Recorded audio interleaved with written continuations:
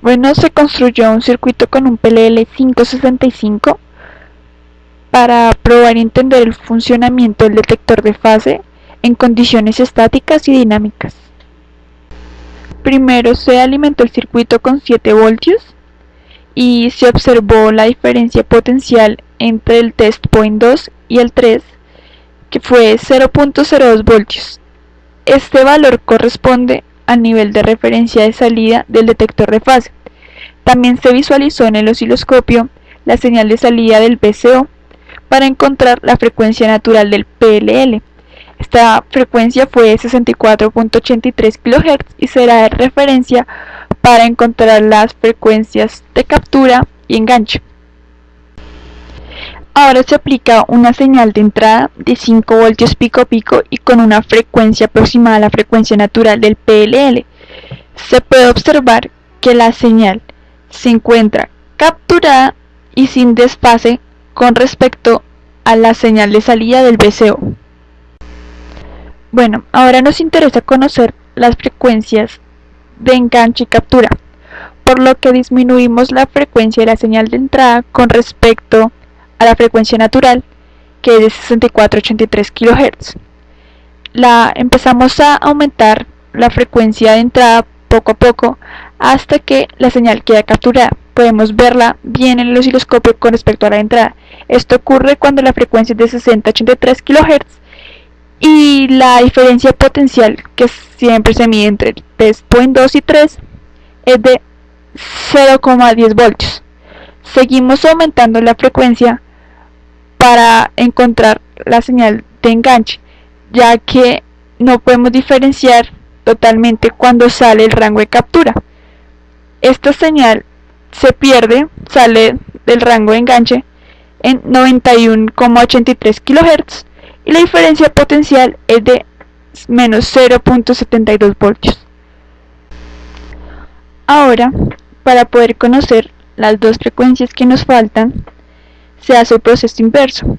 Se aumenta la frecuencia de la señal de entrada con respecto a la frecuencia natural del PLL y se comienza a disminuir. Entonces, encontramos la frecuencia de captura en 69 kHz con una diferencia de potencial de menos 0,12 voltios. Seguimos disminuyendo la frecuencia y encontramos la frecuencia de enganche en 49 kHz, teniendo así las cuatro frecuencias, como se ve en el siguiente diagrama. Tenemos frecuencias de enganche de 49 kHz y 91,83 kHz, y las de captura son de 60,83 kHz y de 69 kHz. Ahora, con una frecuencia en la señal de entrada de 68,071 kHz, que corresponde a 5% más de la frecuencia natural, la señal se encuentra capturada debido a que la frecuencia de captura es de 69 kHz y esta frecuencia es. Ahora, con una frecuencia de entrada menos el 5% con respecto a la frecuencia natural, tenemos una frecuencia de entrada de 61,58 kHz. Esta señal se encuentra en el rango de captura y se ve un desfase entre la señal de salida del VCO con respecto a esta señal. Ahora se tiene una frecuencia de 68,071 que corresponde al sumar el 5% de la frecuencia natural. Se ve una diferencia de potencial de menos 0,14 voltios. La señal se encuentra en el rango de enganche y el desfase entre la señal de salida del VCO con esta señal aumenta. Ahora incrementamos un 10% de la frecuencia natural. Se tiene una frecuencia de 71,33 kHz con una diferencia de potencial de menos 0,22 voltios y la señal todavía se encuentra en el rango de enganche, se encuentra enganchada debido a que la frecuencia de desenganche de 91,83 kHz. Ahora se realiza el mismo proceso, pero iniciando con la frecuencia mayor, por lo tanto con la del más 10%, que es de 71,31 kHz. En este caso, la señal se encuentra desenganchada, ya que, al contrario, como siempre, el primer proceso es captura y esa frecuencia de captura es de 69 kHz. Y por último, con una frecuencia de 58,34 kHz, que corresponde al menos 10% de la frecuencia natural, tenemos que la señal todavía se encuentra enganchada, debido a que la frecuencia de enganche es de 49 kHz y el desfase va aumentando. Ahora vamos a analizar el comportamiento del detector de fase bajo condiciones dinámicas. Para esto utilizamos la función sweep del generador, en el cual configuramos una frecuencia de inicio de 40 kHz, una frecuencia de parada de 100 kHz y el tiempo de 40 segundos, para así poder ver todo el proceso de enganche y captura cuando se introduce una señal de menor frecuencia a mayor frecuencia.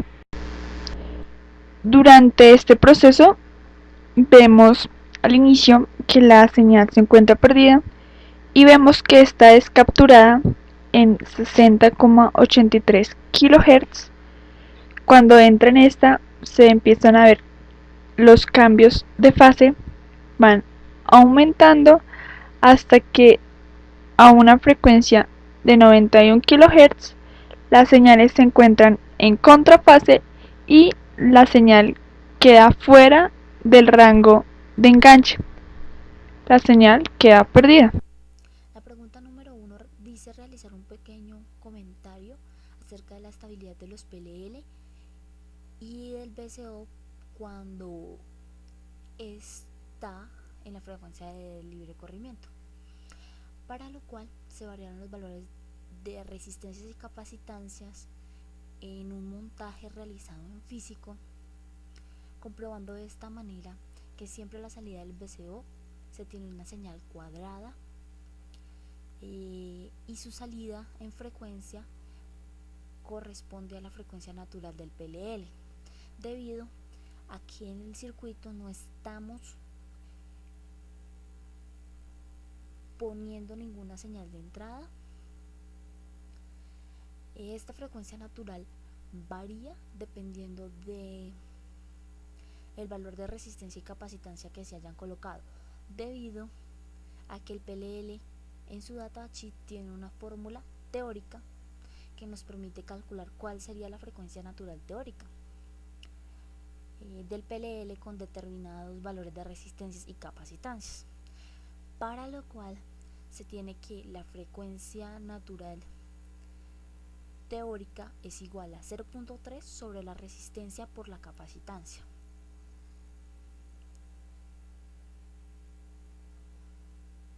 Gracias a esta fórmula proporcionada por el datasheet, podemos concluir que la frecuencia en determinados casos se incrementa o se decrementa dependiendo de los valores de resistencia y capacitancia que se coloquen en determinados puntos del circuito PLL, utilizando un PLL de referencia 565 correspondiente a un detector de fase. La segunda pregunta corresponde a graficar la salida en frecuencia del VCO versus la entrada de voltaje en TP1A. Posteriormente, a partir de la gráfica que corresponde a una relación lineal entre el voltaje y la frecuencia, encontrar la constante K sub F, que corresponde a la diferencia de voltaje en el VCO sobre la diferencia del voltaje en TP1A. Para ello, se realizó un pequeño código en MATLAB que nos permitió encontrar la gráfica de relación lineal voltaje-frecuencia, determinando de esta manera que el K sub F, tomando como frecuencias de referencia para sacar la pendiente K sub f a 159.296 kHz menos 2.8817 kHz sobre una referencia de voltaje de 7 y menos 7 menos 1,5, lo que nos da igual a que la constante K sub f es 28.44.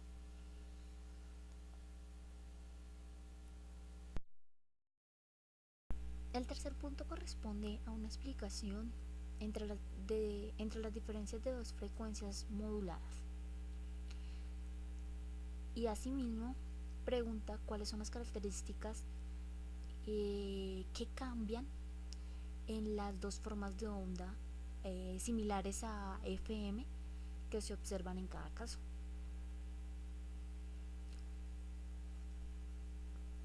Bueno, al tener un voltaje de entrada variable en el VCO y teniendo en cuenta que la relación que existe entre el voltaje que entra y la frecuencia de la salida es menor al voltaje, hay mayor frecuencia. Se ve representado un 1 lógico cuando la frecuencia es mayor. En el osciloscopio se observa una señal que varía continuamente, por lo que se puede concluir que el resultado es una señal modulada en frecuencia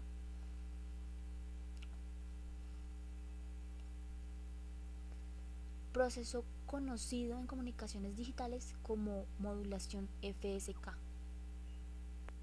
El quinto punto corresponde a una explicación acerca del significado de cada una de las siguientes especificaciones de un PLL. A. Frecuencia libre de corrimiento.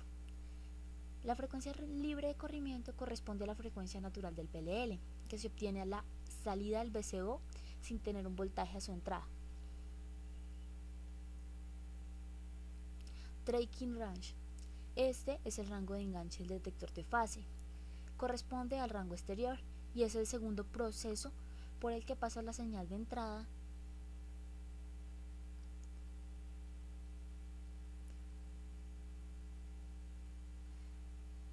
después de que la señal pasa por este rango. Esta se pierde. C. Rango de captura. El rango de captura es el primer proceso por el que pasa la señal de entrada.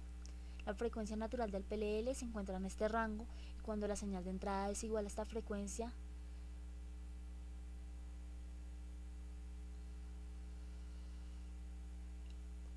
la señal se captura.